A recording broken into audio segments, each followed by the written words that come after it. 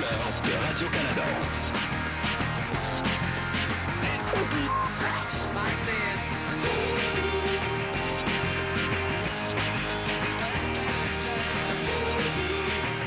L'émission couleurs de Radio-Canada.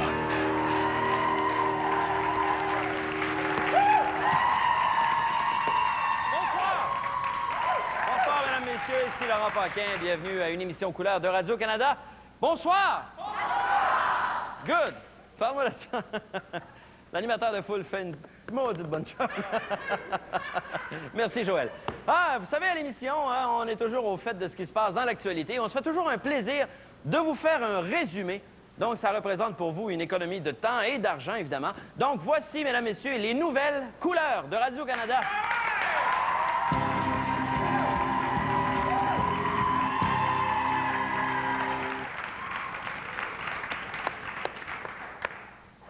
Les lecteurs de nouvelles placent toujours leurs feuilles. Hein, Mesdames, messieurs, bonsoir. Eh bien, tout d'abord, Coco. Une femelle gorille de 230 livres maîtrise le langage des signes. Elle aurait d'ailleurs utilisé ce moyen de communication pour faire savoir à ses gardiens qu'elle avait mal aux dents.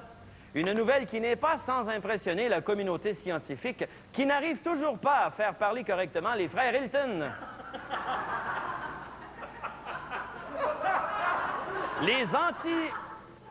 On apprenait que, selon les scientifiques, les antidépresseurs pris vers la fin de la grossesse pourraient nuire au bébé. La mère de Mario Dumont aurait déclaré « Eh, trop tard ». L'humoriste Louis Morissette, qui a été au centre d'une controverse avec Pierre-Carl Péladeau, sera finalement à la barre d'une nouvelle émission à Radio-Canada. Le titre de l'émission sera « VIP pour vedette importante » ou « pas pantoute ». Et c'est tout à fait vrai. Louis Morissette avoue qu'avant d'arrêter son choix sur ce titre, il avait jonglé à plusieurs possibilités, entre autres Star Magazine, Vedette d'aujourd'hui ou encore Qu'un Péladeau mange donc un char. Sur la scène internationale, le président George Bush a nommé Porter Gus à la tête de la CIA. Lors de son point de presse, George Bush a présenté Porter Gus ainsi que ses deux assistants, Stephen Schnall et Randy Scrotum.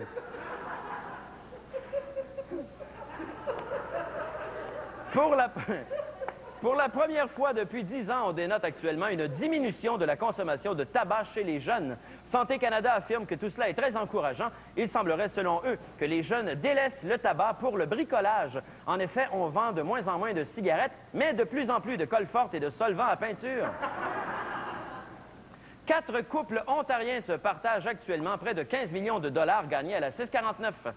Un autre gros lot qui s'en va en Ontario. Heureusement, il nous reste le fromage de Petit Québec. Petit Québec, c'est juste pour nous autres. On apprenait aujourd'hui, par ailleurs, que Star Academy va revenir, mais plus tard que prévu. Alors, mauvaise nouvelle, évidemment, Star Academy va revenir. Lors d'un vol assurant la liaison entre la Belgique et l'Autriche, un chat a attaqué le copilote. Après l'incident, la confusion régnait toujours, ce qui explique la décision controversée de la compagnie aérienne de soigner le chat et de castrer le copilote. Le FBI craint actuellement l'utilisation d'hélicoptères ou de limousines par Al-Qaïda.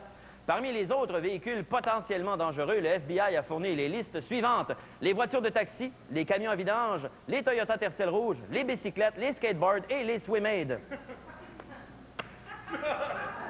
Malgré le succès de l'édition 2004, les Francopholies accusent actuellement un déficit de 300 000 $. Les producteurs, Guy Latraverse, Alain Simard et Laurent Saunier, ont décidé de se réunir sur une plage de Saint-Tropez pour discuter d'une solution financière. Selon un sondage, la première pensée qui vient à l'esprit des Britanniques moyens au réveil le matin, ce n'est pas de faire l'amour, mais bien de se préparer une bonne tasse de thé. Cette étude vient donc à la conclusion que plutôt que de faire l'amour à une Anglaise, les Britanniques préfèrent se tremper la poche dans l'eau bouillante. Voilà, c'est tout, bonsoir, à demain.